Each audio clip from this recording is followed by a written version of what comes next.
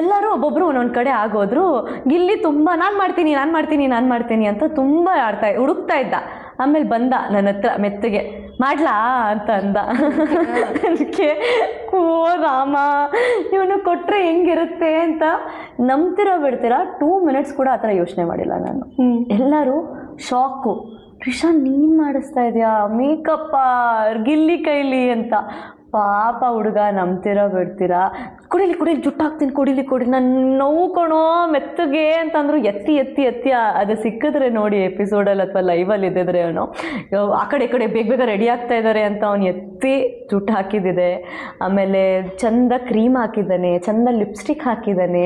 ಅದಕ್ಕೊಂದಷ್ಟು ಕಮೆಂಟ್ಗಳು ಮಾಡಿಕೊಂಡು ಹಿಂಗೆ ಮಾಡು ಅಂದ್ಕೊಂಡೆಲ್ಲ ಕಮೆಂಟ್ಗಳು ಮಾಡಿಕೊಂಡು ಎಷ್ಟು ಚೆನ್ನಾಗಿ ಐಲೈನರ್ ಹಾಕಿದ್ದ ಅಂತ ಅಂದರೆ ನನಗೆ ಎಷ್ಟು ಮನೇಲೆಲ್ಲ ಕಾಂಪ್ಲಿಮೆಂಟ್ ಬಂತು ಅಂದರೆ ಆ ನೀಟಾಗಿ ಶೇಪ್ ಹಾಕಿದ.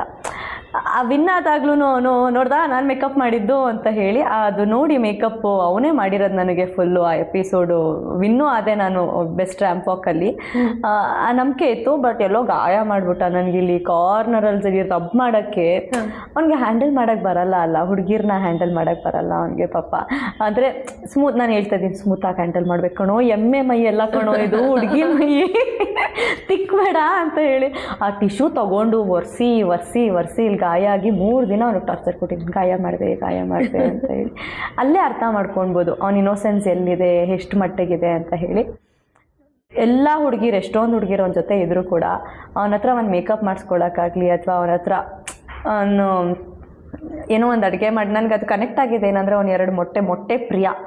ಪ್ಲೀಸ್ ಅವ್ನ ಫ್ಯಾನ್ಸ್ ಎಲ್ಲ ಅವನಿಗೆ ಮೊಟ್ಟೆ ದಯವಿಟ್ಟು ಗಿಫ್ಟ್ ಕೊಡಿ, ಎಷ್ಟು ಕದ್ಯೋನು ಎಷ್ಟು ಮಾಡೋನು. ಅವ್ನು ಮಾಡಿಕೊಟ್ಟಾಗ 2 ಮೊಟ್ಟೆ ತಂದು ಕೊಟ್ಟಾಗ ಎಲ್ಲರೂ ಹೇಳ್ತಾಯಿದ್ರು ಗಿಲ್ಲಿ ಕೊಡ್ತಾ ಇದ್ದಾನೆ ನಿನಗೆ ಅಂತ ಅಂದಾಗೆಲ್ಲ ನಾನು ಅದು ಕನ್ಸಿಡರ್ ಮಾಡಿರಲಿಲ್ಲ. ಬಟ್ ಅವತ್ತು ಮೇಕಪ್ ಮಾಡಿದಾಗ ಅವನು ಸ್ಟಿಲ್ ಇನ್ನೂ ಕೈಬಳೆ ಹಾಕ್ಕೊಡ್ಲಾ, ಲೋಷನ್ ಹಾಕ್ಕೊಡ್ಲಾ, ಹೇಳು ಅಂತ ಅಂದಾಗ I felt it is a genuine friendship. ಯಾರೂ ಹಂಗೆ ಮಾಡಲ್ಲ ಅಲ್ವಾ. ಅದು ನೋಡಿದೆ ಆ ಸ್ಮಾಲ್ ಇದು ಜಸ್ಟ್ ಫಾರ್ ಶೋ ಅಂತ ಕನ್ಸಿಡರ್ ಮಾಡೋಕ್ಕಾಗಲ್ಲ ನಾನು ಅದನ್ನು.